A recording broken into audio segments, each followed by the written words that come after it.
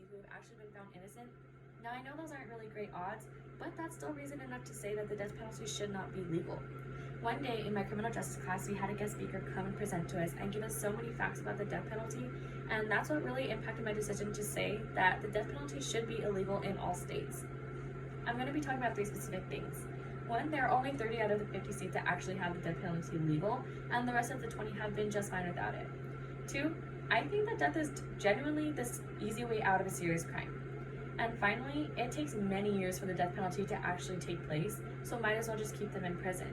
Which brings me to my first topic, that yes, there are 30 states that still use the death penalty, but even then, it's still pretty rare that they actually get executed. According to the article from World Population Review called Death Penalty States in 2020, April 6, 2020, the death penalty is still legal in 30 states, and the first state to abolish the death penalty was Wisconsin back in 1853. And the article also says that there are 4 states that are still moratorium, which means that the death penalty is basically on probation, meaning that it's still legal, but it's not really being used. Now, just because some states have the death penalty illegal, that doesn't mean that people aren't doing crimes bad enough that deserve the death penalty. I'm going to give an example of a case that happened back in 2013 here in New Mexico from a boy that was named Nehemiah Griego. Nehemiah Griego was 15 at the time when he shot and killed his mom, his dad, and his 3 siblings. At the time, he was going to be released at 21 because he was charged as a juvenile.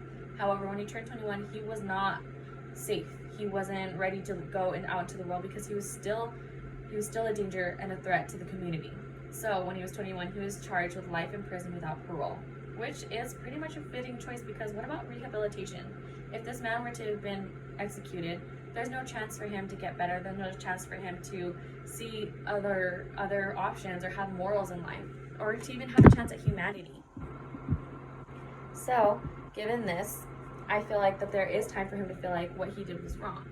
And life in prison is not easy. Death is. And that brings me to our next topic, that death is the easy way out. When it comes to serious crimes such as murder, rape, or child abuse, death is not the answer. I personally believe in the 10 Commandments, and one of which is thou shalt not kill, meaning that it is against our humanity to kill anyone for any reason, whether it be for punishment or self-defense or any reason. I also believe in heaven and hell, and that there is nothing worse than hell, which yes, I do agree, but what's even worse than that is having to spend the rest of your life in prison where you have to think about the crime that you did on a daily basis and let that guilt eat out at you. And then, when it's your time to go, you reap the repercussions, whatever that happens, whenever that happens, and you get to see what afterlife takes you.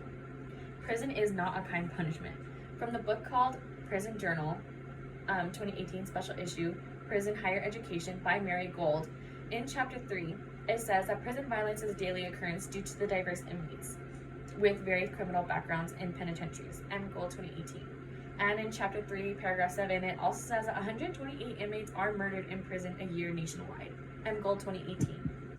And given that information, prison is not an easy sentence, and living in a place where your every move, your every activity, your every meal is limited and controlled, and on top of that, your safety is not promised, that seems like pretty rough to me, more worse than death. Going into my final topic, it really does take a long time for the death penalty to take place, so why is it even a thing? According to Dr. David Keyes, an associate professor of criminal justice, it takes about 15 to 20 years for the death penalty to actually take place, because anytime an inmate appeals a case, investigators have to exhaust all the options and make certain that the suspect is in fact guilty. They have to go through multiple trials, and they have to make sure that everything is set in place. So if it's going to take so long for an inmate to actually be executed, might as well just keep them in prison. Now, I do know that our taxes are going to keeping these inmates safe, or giving them insurance and making sure that they're going to be okay set where they are, but we're paying for them to be in prison for 15 to 20 years anyway, so might as well pay for them to live off their debt.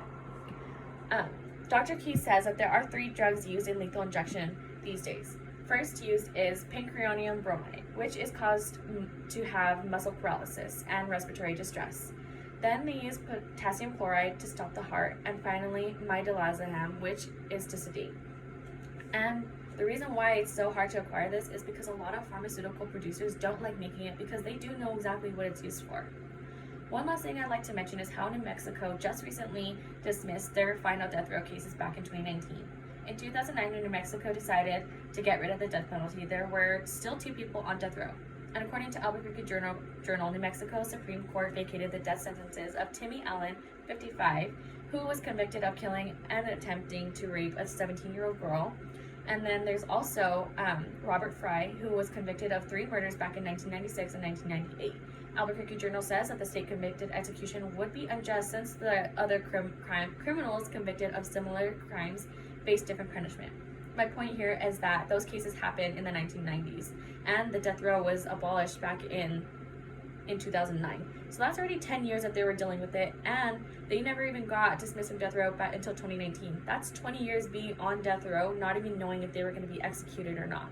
And even then, they're still getting sentenced with their life in prison. So either way, they're spending their life in prison, and either way, we're paying for them to be there. So there is no need for the death penalty to take so long, and there's no need for it to be used. So in summary, there are 30 of 50 states that actually use the death penalty, and 20 that are just fine, as we've discussed. And we've also discussed how death is actually the easy way out, because spending life in prison with the little amount of resources that you actually get isn't anywhere near as good as it would be to just die. Finally, it takes so many years for it to actually happen. It takes almost 20 years. That's insane for it to actually take place. So might as well just leave them in prison. Now, I know a lot of people do a lot of bad things. However, there are alternatives to the death penalty where they can have a chance to gain humanity or even their sanity. Thank you.